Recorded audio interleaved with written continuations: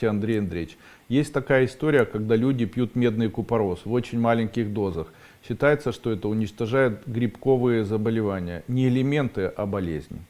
Что вы можете сказать по этому поводу? Я хочу вам сказать, что в нашем организме есть уникальная система, которая борется с грибками.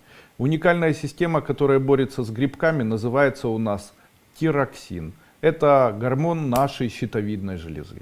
Тироксин вступает в реакцию со всеми болезнетворными микозами, которые находятся в нашем организме. Когда у человека появляется где-либо грибковые заболевания, как вы говорите, микозы по-другому, то это говорит о том, что щитовидная железа имеет большую нагрузку и, скорее всего, не справляется. С чем связана наша щитовидная железа? Наша щитовидная железа — это грубо железа, которая выделяет определенные гормоны. Один из них — это гормон L-тироксин или тироксин, или тирозин, или тиреотропный гормон, или еще одним словом гормоны щитовидной железы. Это грубо объединенные между собой аминокислоты, объединены они вокруг йода.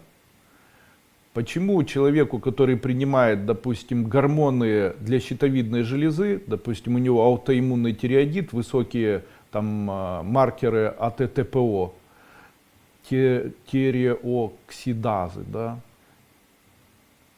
аутоиммунной тирепероксидазы.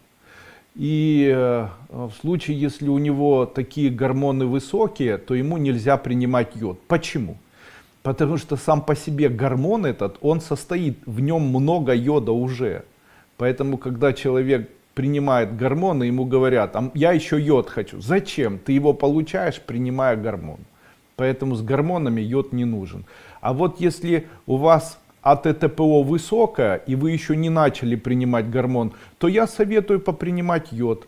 А с чем сражается, как сражается наш организм? Йод повышает температуру нашего организма. Как только ваша температура организма начинает повышаться, это первые признаки того, что у вас йод начинает расходоваться. А когда снижается температура, как только у вас снижается температура, это говорит о том, что ваш йод в недостаточном количестве в вашем организме. Часто замерзаете, йода не хватает. Тогда что нужно попринимать? Самый простой метод — это попринимать йод, содержащие БАДы. В моей компании это йод, содержащий БАД, который называется потасиум-йодид в самой высокой дозировке.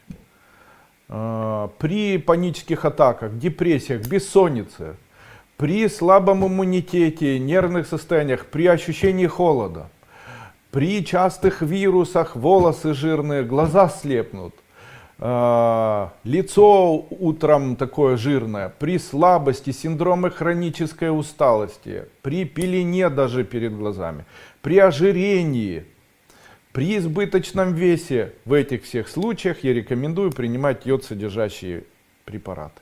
Не препараты, а йод содержащие продукты.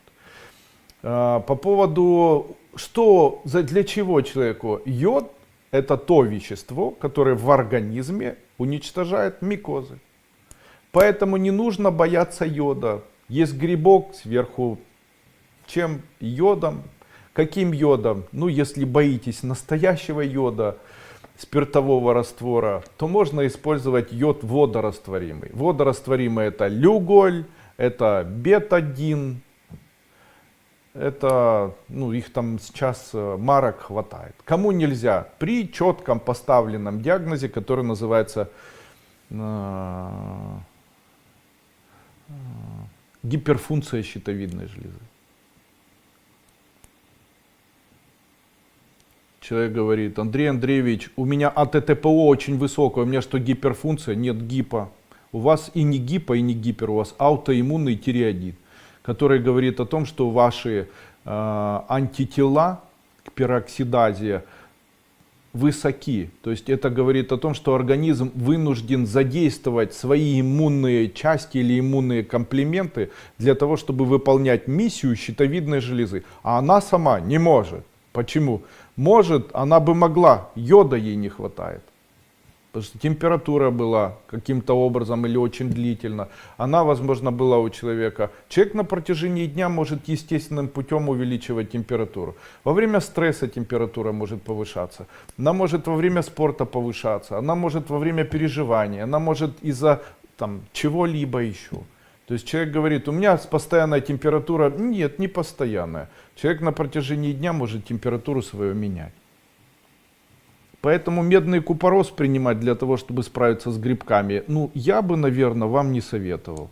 Медный купорос является оксидом, а любые оксиды, попадающие в наш организм, очень тяжело выводятся. Сульфиды, оксиды, такие они все небезопасные. Но еще, знаете, это все равно будет проходить через гепатоэнцефалотический барьер. То есть это будет идти либо через печень, либо через ваши почки.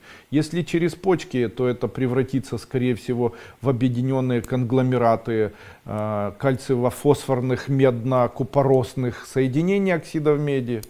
Либо произойдет отравление вторичное, повысится АЛТ-АСТ, прямой или непрямой билирубин, что приведет к гепатозу печени и так далее. Все небезопасно.